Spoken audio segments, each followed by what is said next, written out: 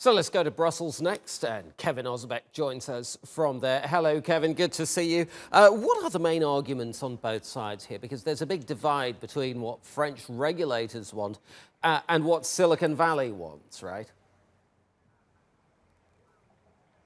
Yeah, definitely not on the same page here. And as you mentioned, this all stems from what the ECJ says is the right to be forgotten. That stems from a court case there back in 2014. And essentially what that is if you search your own name and you see that in those search results, a bunch of links pop up that the court says fit the definition of being inadequate, excessive, or irrelevant, the adjectives the court uses to describe a breach of privacy, then you have the right to contact that search engine.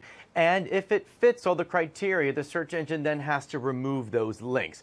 How it works right now with Google, though, is if I file that complaint, if all the requirements are met, those links will only be removed if you conduct a search within the EU.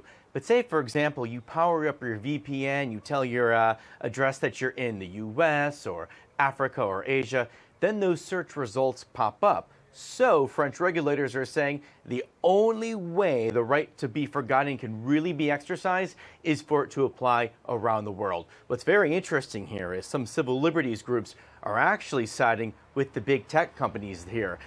Google says this can limit free speech around the world, and some activists say, yeah, we actually agree with Google here. There really could be some nasty and dangerous consequences depending on how the ECJ rules. Yeah, this sort of goes to the very nature of the internet itself, doesn't it? I mean, you've got some who fear that there is going to be this massive tug of war over what the internet actually is. Yeah, and it boils down to the big question, who can regulate the internet? So if the European Court of Justice rules in favor of French regulators here, does that mean then that the entire world, all the billions of us scattered across 6 different continents, do we all have to abide by very tough EU data protection regulation? The EU has the strictest data protection laws in the world, so will that be applying to all of us? Is that a good thing? Is that a bad thing? Depends on where you fall. Can people who are very concerned about this say, well, and this is also one of the arguments that Google was making in the court today, what happens then when you're in a country like China that has very, very, very heavy internet censorship? Do all of us then have to apply by those tough restrictions and those big, great firewalls?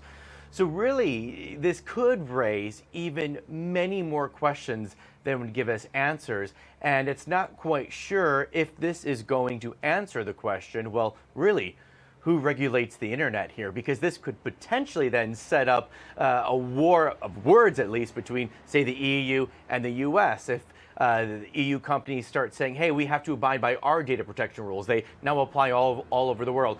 You can reckon that, of course, Silicon Valley is going to fight against that. I suppose at the heart of this also is the fact that the EU seems to prioritize a person's privacy over freedom of speech, whereas in the US, you could actually argue that it's perhaps the other way around.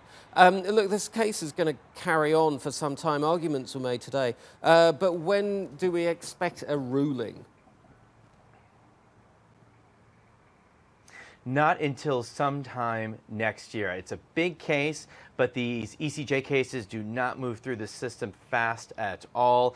So we're many months away from a decision here. So big tech, the French regulators, and civil liberties groups just have to kind of sit back, be patient, and wait this out for a little bit, because we're not going to know how the court's going to rule for some time.